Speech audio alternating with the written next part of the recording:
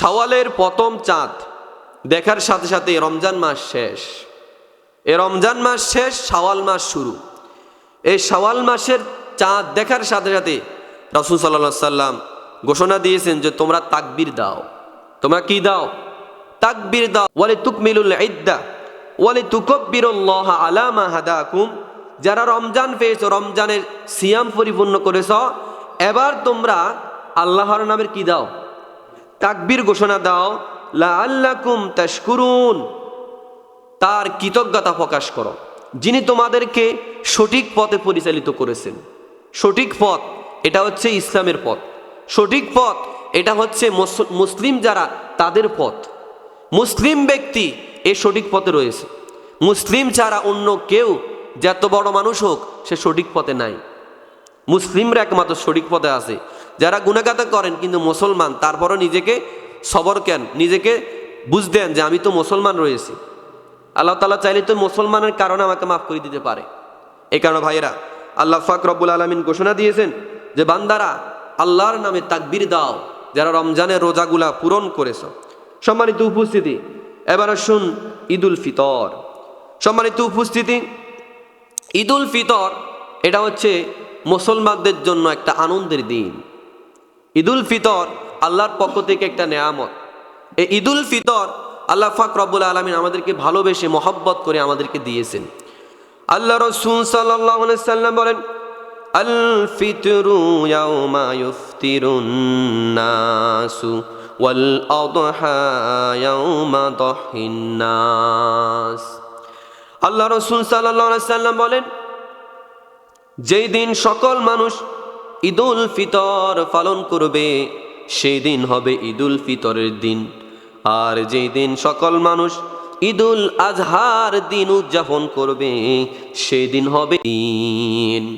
অর্থাৎ আপনি যদি শুধু চাঁদ দেখেন তারপর হবে না, এটা রাষ্ট্রীয়ভাবে ঘোষণা আসতে হবে। আর রাষ্ট্রীয়ভাবে যদি ঘোষণা চলে আসে তাহলে আপনি ঈদের দিন পালন করবেন, নয়তোবা আপনি একা একা চাঁদ দেখে ঈদুল আজহা ঈদুল ফিতর পালন করার এক বিন্দু সুযোগ নাই। এটা রাষ্ট্রীয়ভাবে কি আসতে হবে? ঘোষণা আসতে হবে, রাষ্ট্রীয়ভাবে স্বীকৃতি দিতে হবে যে কালকে হচ্ছে কিসের দিন? ঈদুল ফিতরের দিন। আমাদের এক মন্ত্রী সে বলতেছে ঈদুল আজহার জানাজার নামাজ। কি বলতেছে? ঈদুল আজহার জানাজার নামাজ। মানুষ তাকে পিছনে দিয়ে শিখাই দেয় যে ঈদুল ফিতরের দিন, সে তারপরে বলতেছে কি ঈদুল আজহার জানাজা। তা আমাদের রাষ্ট্রের দায়িত্ব এমন মানুষকে দিয়েছে যারা ঈদুল ফিতর এবং ঈদুল আজহা এটা বলতে পারে না।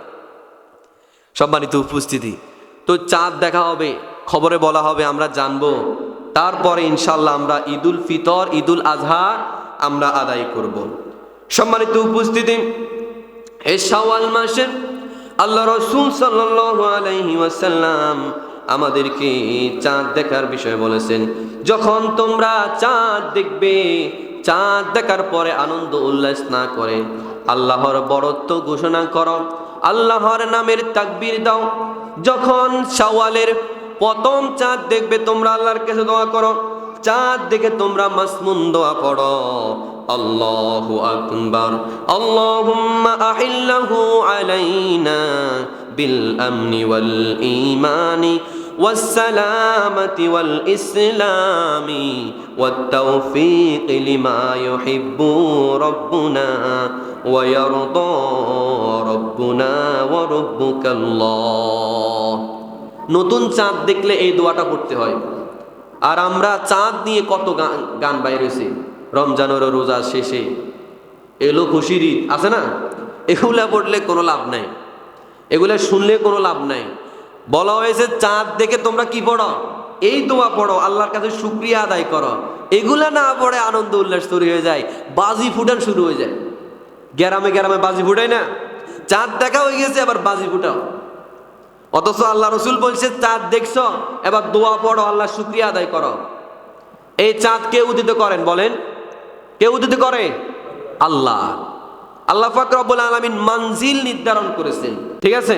তাহলে আল্লাহ তাআলা মানজিল নির্ধারণ করেছে 29 দিন 30 দিন এই মানজিল নির্ধারণ করা হয়েছে।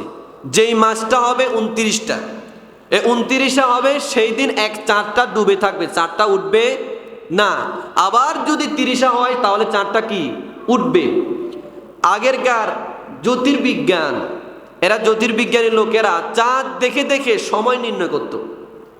আজও দেখবেন যারা সমুদ্র ভ্রমণ করে তারা কিন্তু চাঁদ দেখে দেখে তারা দিকটা পরিবর্তন করে, তারা চাঁদ দেখে দেখে চলে।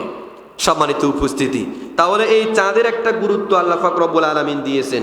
আর বলা হয়েছে যখন তুমি চাঁদ দেখবে তখন তুমি এইভাবে এই দোয়াটা পড়ো। সম্মানিত উপস্থিতি, এরপরে আমাদেরকে আল্লাহ রাসূল সাল্লাল্লাহু আলাইহি সাল্লাম কিছু কাজ দিয়েছেন। শাওয়ালের চাঁদ উঠে গেছেন, এরপরে রাসূল সাল্লাল্লাহু আলাইহি সাল্লাম আমাদেরকে কিছু কাজ দিয়েছেন। এদের মধ্যে 1 নম্বর কাজ হচ্ছে আপনাকে যাকাতুল ফিতর আদায় করা। 1 নম্বর কি কাজ? যাকাতুল ফিতর। সাহাবায়ে কেরাম এবং কি রাসূল সাল্লাল্লাহু আলাইহি সাল্লাম বলছে চাঁদ দেখার পর থেকে ঈদুল ফিতরের নামাজে আসার আগে, এর ভিতরে তুমি ঈদুল ফিতরের যে আসার আগে তুমি যাকাতুল ফিতরগুলো আদায় করো। অর্থাৎ যাকাতুল ফিতর আদায় করার সময় সেটা এর একদিন আগেও দেওয়া যায়, কিন্তু এর আগ থেকে দেওয়ার কোনো সুযোগ নেই। আপনি রমজানের শুরু থেকে যাকাতুল ফিতর আদায় করার কোনো কি নাই, সুযোগ নেই। এটা আদায় করতে হবে শেষ সময়। কোন সময়?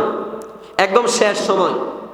শেষ সময় যখন চাঁদ উঠবে, সাহাবায়ে কেরাম রাসূল সাল্লাল্লাহু আলাইহি সাল্লাম এরপর থেকে ঈদুল ফিতরে আসার আগে এই যাকাতুল ফিতরগুলো কি দিয়ে দিতেন। এটা হচ্ছে নিয়ম। এই কারণে আমরা চাঁদ উঠার পর থেকে শুরু করে আমাদের ঈদুল ফিতর আগে আগে যেন যাকাতুল ফিতরগুলো আদায় হয়ে যায়। এরপরে যদি আপনি যাকাতুল ফিতরগুলো দেন তাহলে এটা যাকাতুল ফিতর হবে না, এটা হবে সাধারণ একটা দান। সাধারণ কি হবে? একটা দান, কিন্তু এটা সেটা হবে না। এই কারণে ভাইয়েরা যাকাতুল ফিতর যেটা নির্ধারণ করা হয়েছে 110 টাকা, প্রত্যেকটা মানুষ ধনী হোক আর গরিব হোক, যাকাতুল ফিতরের সিস্টেম হচ্ছে ওই লোকটা গরিব হলেও দিতে হবে, ওই লোকটা গরিব হলেও কি দিতে হবে।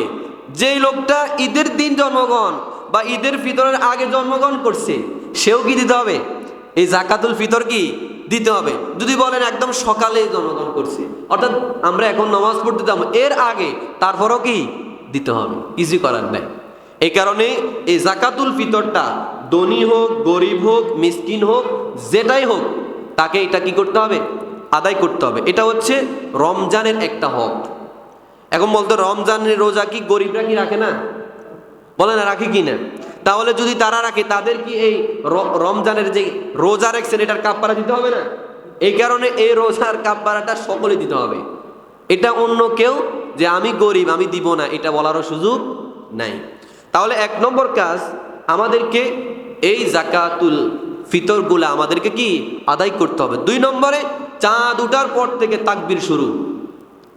চাঁদ উঠার পর থেকে কি তাকবীর শুরু। তাকবীর শুরু মানে এই না যে আপনি একবার মাইক চালাইয়া তাকবীর দিতে থাকবেন, একবার জোরে জোরে চিল্লাইয়া চিল্লাইয়া তাকবীর দিতে থাকবেন, এরকম না।